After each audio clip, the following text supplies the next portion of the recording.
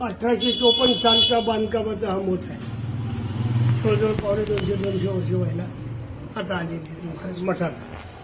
या खांबातून स्वामींनी दर्शन दिलं 1871 खांबातून प्रगटून दर्शन दिलं स्वामी. भिक्षा घेतली, माई भिक्षा वाढ म्हणून नाथपंथी वेशामध्ये. आणि त्याच वेशामध्ये अक्कलकोटमध्ये जेव्हा माझे पणजवाडी पणजी गेली स्वामी सुतांच्या बरोबर, तेव्हा त्यांना त्याच वेशात दर्शन दिलं, तुझ्या घरी भिक्षा घेणार मी. नाथपंथी वेशामध्ये म्हणजे हा जिल्हा नाथांचा आहे. खालीप नाथ गोरक्षनाथ सगळे इथंच आहेत. त्यामुळे नाथपंथी वेशात महाराजांनी दर्शन दिलेलं आहे.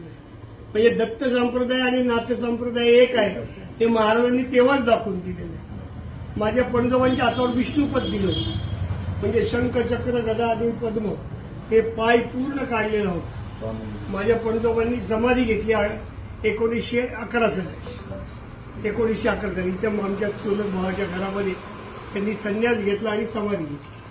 शेवटचे 3 वर्ष त्यांनी संन्यास घेतला आणि संन्यास घेऊन त्यांनी समाधी घेतली. आणि हा त्यांना पिंगळा पक्षाची भाषा येत होती. स्वामींचा जन्म शके 1071चा आहे. म्हणजे इसवी सन 1149 आणि महाराजांची समाधी घेतानाचं वय 729 वर्षाचं आहे. लोकांना इतिहास माहीत नाही. दत्त संप्रदायानंतर दत्तात्रयानंतर पहिला अवतार अक्कलकोट स्वामी, मग श्रीपाद श्रीवल्लभ, नग नरसिंह सरस्वती आणि मग परत अक्कलकोट स्वामी.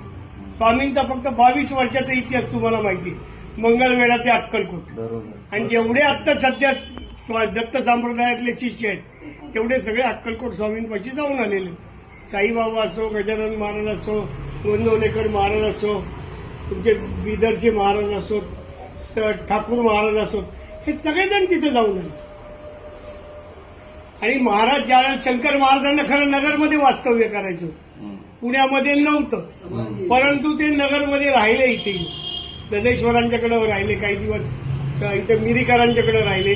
इथे मठात रोज दुपारी 12 वाजता यायचे. त्यांना उचलून आणावं लागायचं, ते घेऊन यायची. त्यांचे तेवढे जेवढा नवरत्न दरबार आहे ते सगळे नगरमधलेच राहणार आहेत, कुणी बाहेरचं नाहीये त्याच्यामध्ये. म्हणजे पारखी आहेत, कुकडे आहेत, नंतर मिरीकर आहेत, नंतर तुमचे श्रोत्री आहेत, धनेश्वर आहेत, हे सगळे इथले राहणार आहेत नगरची. म्हणजे शंकर महाराजांना राहायचंच होतं नगरमध्ये खरं, परंतु ते मिरीला जाऊन राहिले.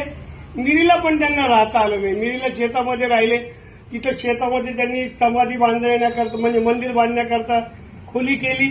ते खोलीमध्ये त्यांना अशा हात घातला की साप निघायचे, मोठे मोठे जाड साप निघायचे.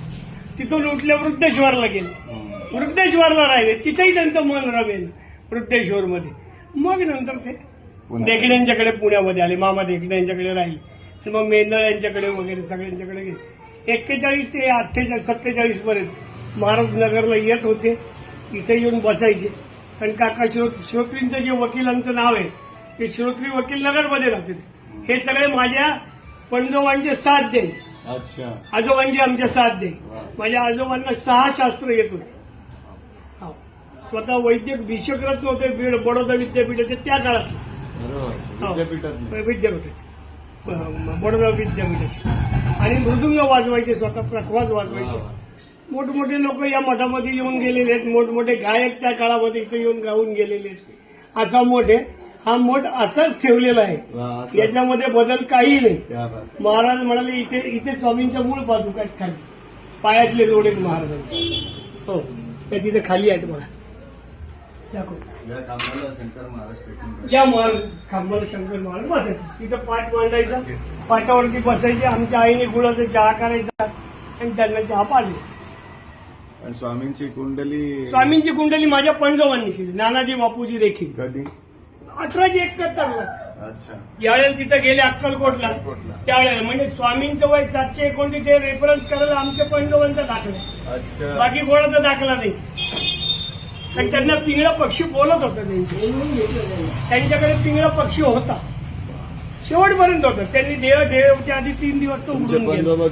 पण ज्योतिष त्या काळामध्ये संपूर्ण नाव होतं त्यांचं.